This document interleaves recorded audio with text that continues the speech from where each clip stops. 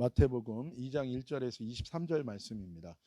우리 제목을 한 목소리로 함께 읽겠습니다. Jesus, come and open the way home. 한 번 더 읽을까요? Jesus, come and open the way home.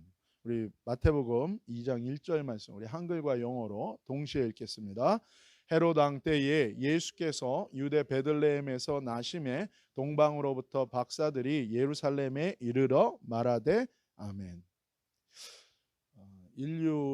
인류가 또 모든 사람들이 특별히 인류의 근원에 대해서 고민하는 이 철학자들이 가장 많이 던진 질문은 사람은 누구인가? 라는 질문이었습니다. 다른 말로 표현하면 사람은 어디서 왔고 사람은 어디로 가는가에 대한 질문이에요. 하나님께서는 이것에 대해서 분명하게 말씀하십니다. 세상과 사람은 하나님이 창조하셨다. 하나님에게로부터 와서 하나님께로부터 나서 하나님께로부터 돌아가는 것이다. 근데 문제는 세상과 사람들이 하나님을 잊어버린 것입니다. 그래서 자신의 본래 집으로 돌아가는 길도 다 잃어버린 것입니다. 자기의 정체성을 잃어버린 거예요. 근본적인 정체성을 잃어버린 거예요. 사람은 자기 정체성에 대해서 끊임없이 고민합니다. 그런데 자신을 창조하신, 세상을 창조하신 이 근본이신 하나님을 잃어버리면 어떤 인간의 정체성에 대한 고민도 그 근본적인 해답을 찾을 수가 없는 것입니다. 그래서 예수님께서 세상과 사람들 속에 오신 것은 바로 그 자신의 정체성을 찾는 길, 자신의 본향, 그 집으로 하나님에게로 가는 길을 다시 여시기 위해서 오신 것입니다. 그 길로, 그 본래의 집과 본향과 하나님에게로 가는 길을 열어주시고 그 길로 인도하시기 위해서 예수님이 오신 것입니다. 그것을 위해서 하나님이 계획하신 것은 예수님이 그 길을 여는 자, 그것은 구원을 의미하고 그것이 바로 메시아, 그것이 바로 구원자, 하나님이 직접 인간의 모든 허물과 죄와 모든 저주를 다 담당하는 거예요. 그 값을 치르는 거예요. 그리고 그 메시아를 통해서, 그 구원자를 통해서 우리가 사는 이 세상과 우리의 인생을 하나님 나라로 바꾸시기로 결정한 것입니다. 그것을 위해서 메시아가 이 세상에 2번 오는 거예요. 그 첫 번째 오신 것이 우리가 기억하는 성탄절에 항상 기억하는 예수님의 first coming입니다. 1절 말씀 한 번 더 읽겠습니다. 시작. 헤롯 왕 때에 예수께서 유대 베들레헴에서 나심에 동방으로부터 박사들이 예루살렘에 이르러 말하되. 이 예수님의 초림, 퍼스트 커밍에 대한 하나님의 첫 번째 기록은 헤롯 왕 때라고 얘기해요. 그러니까 헤롯 왕 시대라는 거예요. 예수님의 초림은 분명한 역사의 시간 속에서 이루어졌다는 거예요. 예수님의 재림도 분명한 역사의 시간 속에서 이루어진다는 거예요. 이 땅의 시간과 사람의 시간과 하늘의 시간이 함께 만나는 때가 2번 있을 거라는 게 결정적으로. 그 시간이 열리는 때, 그 첫 번째 열린 게 뭐예요? 그것이 예수님의 초림과 퍼스트 커밍이고, 두 번째 열리는 것이 무엇입니까? 예수님의 재림과 세컨 커밍이에요. 예수님은 세상과 사람의 역사와 시간 속으로 들어오신 것입니다. 최근에 개봉한 이 영화, 이 스파이더맨 시리즈 영화, 이 제목이 No Way Home이에요. 그래서 유니버스라는 개념을 통해서 다른 지구의 시간과 공간 속에 존재하는 스파이더맨 2명이 이 세 번째 스파이더맨의 시간과 공간 속으로 들어오고, 이것을 이제 닥터 스트레인지가 갖고 있는 반지와 차원을 여는 이 박스를 통해서 이걸 이렇게 돌리면 그 시간이 열려요. 그래서 시간과 공간의 차원의 문을 열고 이전 버전의 이 스파이더맨들이 함께 모여서 문제를 해결하는. 또 하나 영화가 개봉이 됐죠. 매트릭스 4에서는 가상현실과 실제현실, 그래서 그것을 항상 뭐라 그럽니까? 그 대머리인 사람이 그 주인공한테 이렇게 내밀고, 우리 옛날에 그런 건 들었어요. 한국에서 뭐 하얀 종이 줄까 빨간 종이 줄까 뭐 이런 건 들었는데, 여기서는 뭐라 그래요? 뭐 파란 약 먹을래 빨간 약 먹을래, 그걸 먹느냐에 따라서 현실 같지 않은 가상 속에, 가상 현실 속에 살 것인가, 아니면 가상 현실 같은 현실 속에 살 것인가. 이게 이제, 그래서 인간이 가상 현실과 실제 현실 사이에 동시에 존재하는 개념으로서 이것들을 얘기합니다. 그리고 요즘에는 메타버스라고 그래서 실질적으로 이 가상 현실 속에서 사는, 그래서 교회도 벌써요 메타버스 교회들이 생겼어요. 그래서 메타버스 교회가 생겼어요. 그래서 벌써 교회가 창립된 지 한 10년 가까이 되고, 그리고 그 교회 교인들이 많아요. 근데 대부분 예수님을 전혀 모르는 사람들도 그냥 워낙 콘텐츠가 처음에 많지 않으니까 갈 곳이 교회밖에 없는 거예요, 광야 속에서. 그래서 교회를 자주 들락날락하는, 이게 이제 하도가 있는데, 하늘에 계신 하나님이신 예수님께서 세상과 사람의 역사와 시간과 공간 속에 직접 들어온 거예요. 물론 하나님은 인류의 역사 속에서도 계속해서 역사하고 계시지만, 하나님이 직접 이 시간과 공간 속으로 들어온 거예요. 그것을 성육신이라고 합니다. 거룩한 하늘에서 이 땅 가운데 왔다는 육신을 입고, 인카네이션이라고 얘기하는데, 하나님이 육신을 입고 오신 것, 이것이 초림과 성탄절과 이것이 재림에 일어날 이야기예요. 그래서 예수님의 초림의 첫 번째 내용은 무엇인가? 분명한 역사의 시간 속에서 이루어진다는 거예요. 하늘의 시간이 인간과 세상의 역사와 시간 속으로 들어와서 하나님의 역사가 이루어지는다. 그것이 예수님의 초림과 재림에 일어나는 일들이라는 거예요. 사람이 만든 종교와 신들은 관념적이고 탈역사적이에요. 탈시간적이에요. 하지만 세상과 사람을 창조하신 하나님 아버지 예수님 성령님은 역사를 주관하시고 결국 세상과 사람의 역사 속에 정의와 사랑을 실현하십니다. 모든 것을 다 이렇게 로봇처럼 조종하는 것은 아니에요. 분명히 그 안에서 하나님의 원리를 주고, 하나님이 사람에게 위임했다 그것을 뺏겼고 다시금 되찾아오고, 하나님의 통치를 마지막에는 실현하는 거예요. 그래서 하나님이 직접 오시고, 하나님은 하나님의 사람을 통해서 하나님의 사람과 함께 이 하나님의 일들을 또 행하시는 역사를 우리는 보게 돼요. 그 최종 결론은 정의와 사랑이 넘치는 통치하시는 하나님의 나라를 이 세상 속에 세우는 것입니다. 우리 1절과 2절, 3절까지 같이 한 번 더 읽읍시다. 헤롯 왕 때에 예수께서 유대 베들레헴에서 나심에 동방으로부터 박사들이 예루살렘에 이르러 말하되, 유대인의 왕으로 나신 이가 어디 계시냐? 우리가 동방에서 그의 별을 보고 그에게 경배하러 왔노라 하니, 헤롯 왕과 온 예루살렘이 듣고 소동한지라. 두 번째는 예수님이 이 세상에 오신 것을 사람들은요 듣게 되어 있고 현실로 마주하게 된다는 거예요. 마찬가지로 예수님의 재림도 사람들은 듣게 될 것이고 현실로 마주하게 될 것입니다. 예수님의 재림에 대해서는 모든 사람들이 예수님이 공중으로부터 오는 것을 보게 될 거라고 그랬어요. 초림하고는 같이 역사와 현실 속으로 들어오지만 초림과 재림이 다른 것은 무엇입니까? 예수님의 first coming은 servant로 오신 거예요. servant of sacrifice인 거예요. 희생하시는 종으로 왔기 때문에 예수님은 가장 낮은 자리로 오셨어요. 근데 다시 오실 때는 왕으로 오십니다. 이 세상을 하나님의 나라로 바꾸시는 거예요. 그분의 사랑과 정의의 통치가 이루어지게 하는, 그때는 왕으로 오시기 때문에, 그때는 어떻게 오시는가? 모든 사람들이 다 봅니다. 그리고 백마를 타고 천군과 천사를 데리고 하늘로부터 구름으로 임하는 것을 모든 사람들이 보게 될 거라.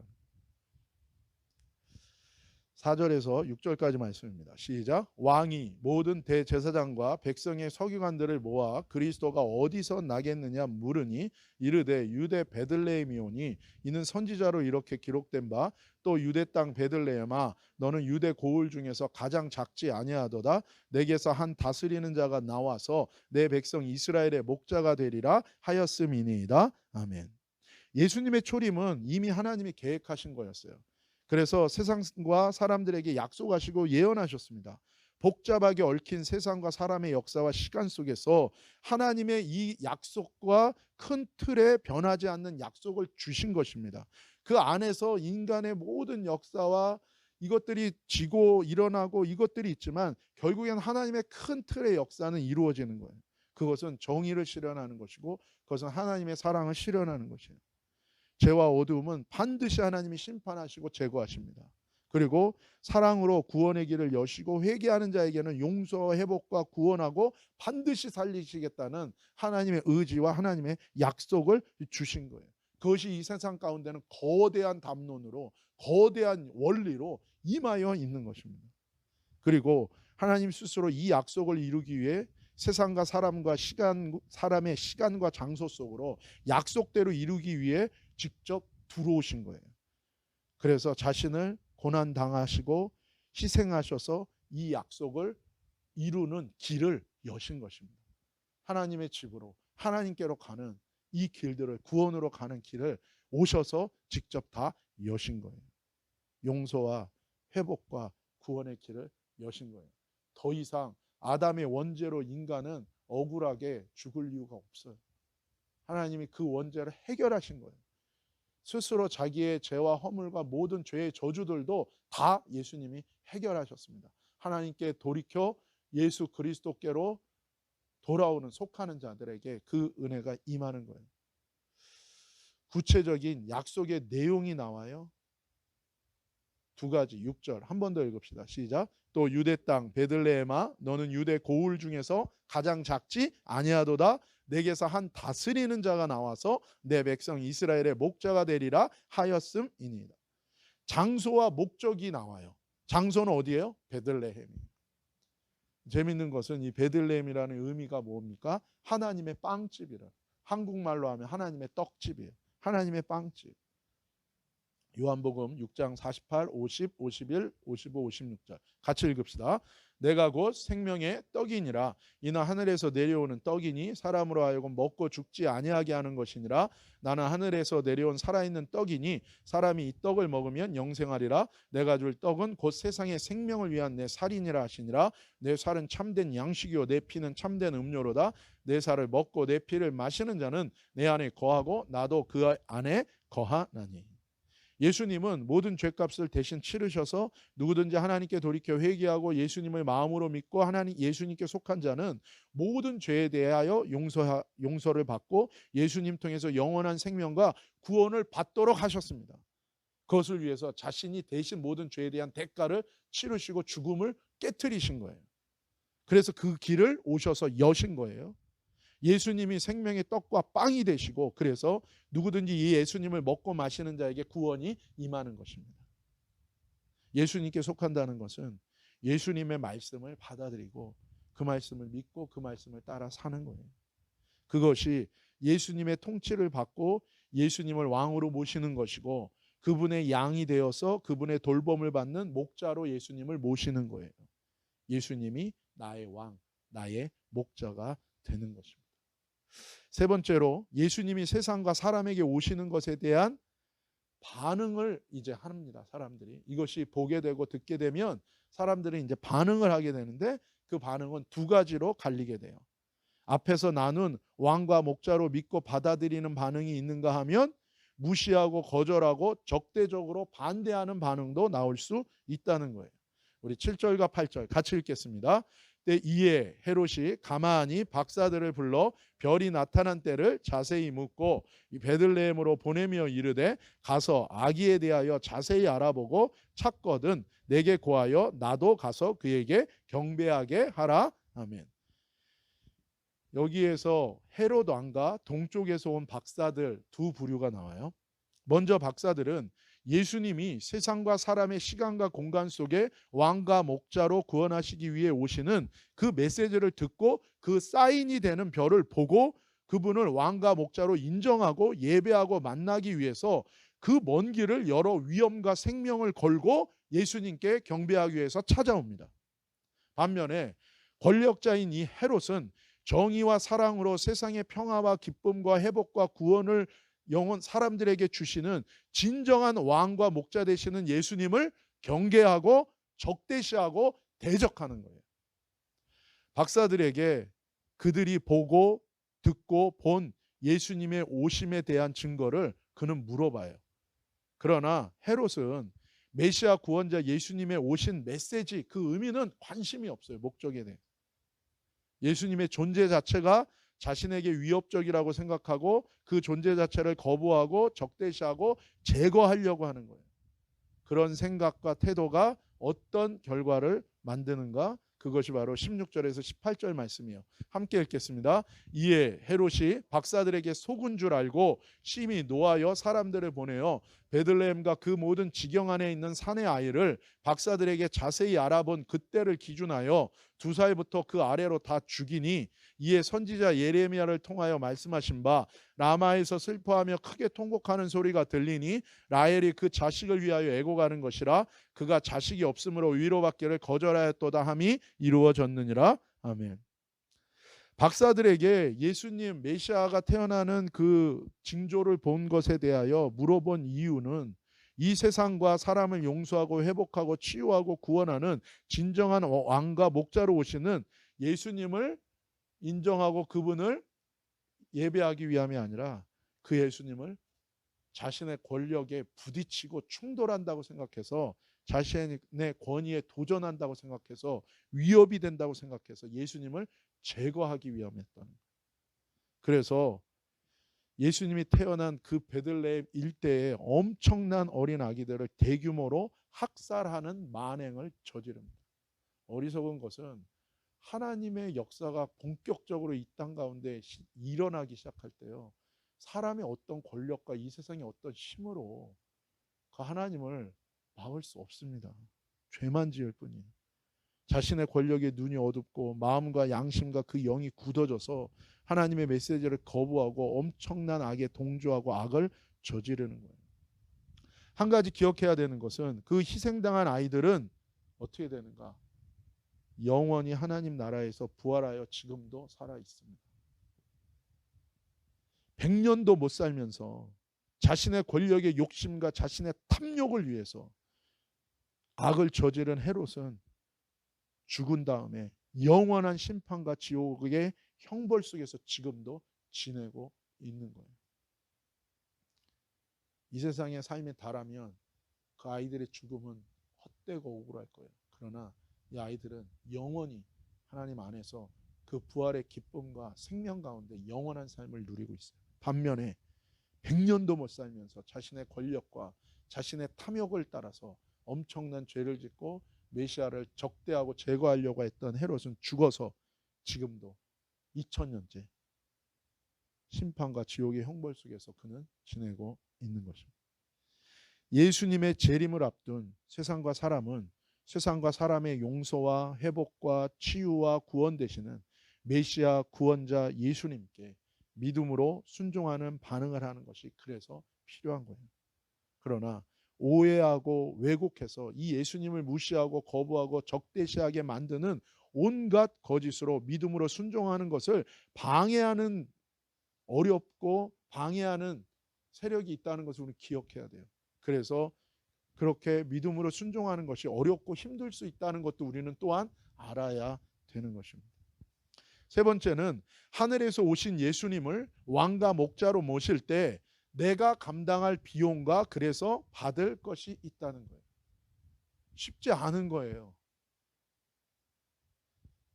9절에서 12절 말씀입니다. 함께 읽겠습니다. 박사들이 왕의 말을 듣고 갈새 동방에서 보던 그 별이 문득 앞서 인도하여 가다가 아기 있는 곳 위에 머물러 서 있는지라. 그들이 별을 보고 매우 크게 기뻐하더라. 집에 들어가 아기와 그의 어머니 마리아 함께 있는 것을 보고 엎드려 아기께 경배하고 보배압을 열어 황금과 유황과 몰약을 예물로 드리니라. 그들은 꿈에 헤롯에게로 돌아가지 말라 지시하심을 받아 다른 길로 고국에 돌아가니라. 아멘.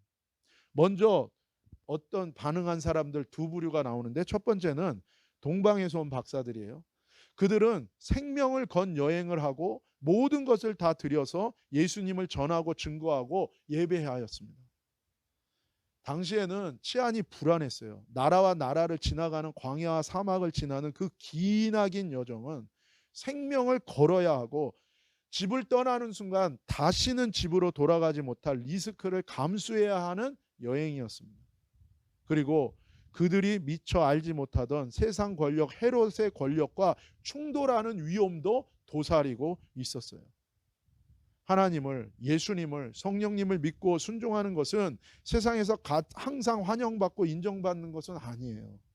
왜요? 이 세상이 하나님을 지워버렸고, 이 세상이 하나님을 거부하고 하나님을 적대시하고 하나님을 무시하고 있기 때문에, 그 세력이 권력과 부와 모든 것을 쥐고 있기 때문에 이 세상 속에서 메시아 예수 그리스도, 하나님을 인정하고 그분을 따라가는 것은 반드시 대가를 치르는 고난이 있는 거예요.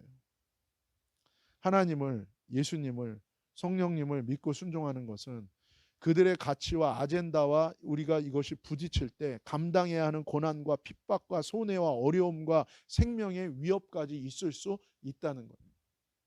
단순한 종교적인 비정상적이고 미친 열광 때문이 아니라 세상과 사람이 정한 법과는 비교 안 되는 진짜 정의와 사랑의 법 자체이신 하나님의 정의와 사랑을 따르는 것은 생명을 살리는 가치 있는 일이고, 거기에 구원이 있지만 그것은 또한 부딪히고 많은 고난과 대가를 치르는 헌신이 필요한 일이라는 거예요. 종교와 신앙의 이름으로 사람들을 통제하고 조정하고 죽음으로 내모는 거짓을 우리는 절대적으로 거부하고 조심해야 돼요. 그러나 우리는 또한 하나님 앞에서 겸손하게 하나님의 뜻 앞에 믿음으로 순종하여 겪는 갈등과 어려움, 심지어 생명을 걸어야 하는 대가와 헌신에 대해서도 우리는 고려하고 기억해야 된다는 거예요. 하나님이 그것에 대해서 반드시 갚으시고 하나님이 그 결과 가운데 생명으로, 구원으로 우리에게 베푸신다는 거예요. 또 한 부류의 사람들이 나와요. 예수님의 육신의 부모 역할을 해야 했던 요셉과 마리아입니다. 우리 그것이 13절과 22절까지인데 같이 한번 읽겠습니다. 그들이 떠난 후에 주의 사자가 요셉에게 현몽하여 이르되 헤롯이 아기를 찾아 죽이려 하니 일어나 아기와 그의 어머니를 데리고 애굽으로 피하여 내가 내게 이르기까지 거기 있으라 하시니 요셉이 일어나서 밤에 아기와 그의 어머니를 데리고 애굽으로 떠나가 헤롯이 죽기까지 거기 있었으니 이는 주께서 선지자를 통하여 말씀하신 바 애굽으로부터 내 아들을 불렀다 함을 이루려 하심이라. 헤롯이 죽은 후에 주의 사자가 애굽에서 요셉에게 현명하여 이르되 일어나 아기와 그의 어머니를 데리고 이스라엘 땅으로 가라. 아기의 목숨을 찾던 자들이 죽었느니라 하시니 요셉이 일어나 아기와 그의 어머니를 데리고 이스라엘 땅으로 들어가니라. 그러나 아켈레오가 그의 아버지 헤롯을 이어 유대의 임금됨을 듣고 거기로 가기를 무서워하더니 꿈에 지시하심을 받아 갈릴리 지방으로 떠나가 나사렛이란 동네에 가서 사니 이는 선지자로 하신 말씀에 나사렛 사람이라 칭하리라 하심을 이루려 함이로라. 아멘. 분명한 것은 이 동방 박사들도 그렇고 이 요셉과 마리아에게도 하나님께서 너희가 치를 대가가 있다는 것에 대해서 말씀하십니다. 왜냐하면 아직은 하나님 나라가 완전히 여기에 이루어진 게 아니에요. 그들의 마음속에서는 그들이 회개하고 받아들일 때 그들의 마음속에 그들의 인생 가운데 하나님 나라가 이루어집니다. 분명히 하나님의 은혜와 축복이 임해요. 하나님 나라의 권세의 역사가 일어납니다. 그러나 여전히 아직도 세상은 하나님의 나라가 오지 않았기 때문에 그 두 가지 가치 사이에서 충돌하고 겪어놔야 되고 대가를 치르고 헌신해야 되는 부분이 있는 거예요. 그래서 하나님은 말씀하세요. 그래서 하나님께서는 또 뭐라고 말씀하십니까? 예수님께서 뭐라고 말씀하셨어요? 너희가 복음과 함께 고난을 받으라고. 너희가 나와 내 이름을 위하여 고난을 받을 수 있다는 것을 말씀하세요. 그러면서 뭐라고 얘기하십니까? 그러나 내가 너희를 보호할 것이다. 그러나 내가 너희를 지킬 것이다. 그리고 너희를 위하여, 너희가 나를 위하여 생명을 버리는 가장 큰 헌신과 대가를 한다면 하늘에서 이거보다 더 큰 상이 없을 것이다 라고 약속해 주고 계신 거예요. 이 요셉과 마리아도 엄청난 여정을 떠나야 했어요. 하나님의 약속의 말씀을 이루기 위해 베들레헴으로 가면서 가야 했던 그 여정이 있고, 우리가 금요일 날 나눈 것처럼 그 마리아는 성령으로 잉태되면서부터 생명의 위협이 있었고, 요셉도 대가를 함께 치러야 됐었고, 베들레헴까지 가는 그 먼 긴 여정이 있었고, 그리고 나서 헤롯이 이제 예수님을 제거하기 위해서 생명을 아기를 학살하는 가운데 이제 이집트까지 그 먼 여행을 갔어요. 저도 이 이집트에서 이스라엘까지 한 20번 가까이 여행을 했는데 에어컨 버스 타고 정말 편하게 간 그래도 힘들어요. 너무 먼 거리예요. 그런데 그 길을 중간에 한번 쉬어야 됩니다. 자칭 시내산이라고 말하는, 원래는 사우디아라비아 쪽에 있는데 그쪽에서 한번 쉬어야 돼요. 그 정도로 먼 거리예요. 근데 이스라엘 백성은 뭐예요? 구름 기둥 불 기둥으로 함께 하셨잖아요. 근데 요셉과 마리아는요, 그냥 간 거예요. 어린 아기 예수님 데리고 당나귀 한 마리 태워갖고 그냥 간 거예요. 그 거리를. 폭풍이 치고 모래 폭풍이 치고 온갖 위험과 거기를 뚫고 간 거예요. 대가를 치른 겁니다. 힘들고 어려웠을 거예요. 그러나 뭐예요? 하나님의 보호하심과 돌보심은 있었겠죠. 그들은 고향을 떠나야 했어요. 그들은 나라를 떠나야 했고 그들의 여정 또한 생명을 걸어야 하는 위험한 여정이었어요. 그들이 메시아 구원자 예수님의 출생과 어린 시절 양육을 담당하는 놀랍고 위대한 사명을 받았지만 현실 속에서 그들이 직면하고 감당해야 됐던 어려움과 고난은 생명까지 걸어야 되는 큰 부담과 압박이 오는 현실에 마주해야 됐던 거예요. 많은 사람들이 그 속에서 방황합니다. 하나님이 계신데 어떻게 이런 일이 있는가? 거기서 멈춰요. 그 여정, 믿음의 여정을 멈춰요. 거기서 견디지 못하고 분해되고 또 넘어지는 경우도 많아요. 그러나 우리가 기억해야 될 것은 아버지의 구원의 길로 나의 삶의 치유와 회복의 길을 여시기 위해서 오신 그 예수 그리스도가 함께 계시다는 것을 우리가 기억해야 돼요.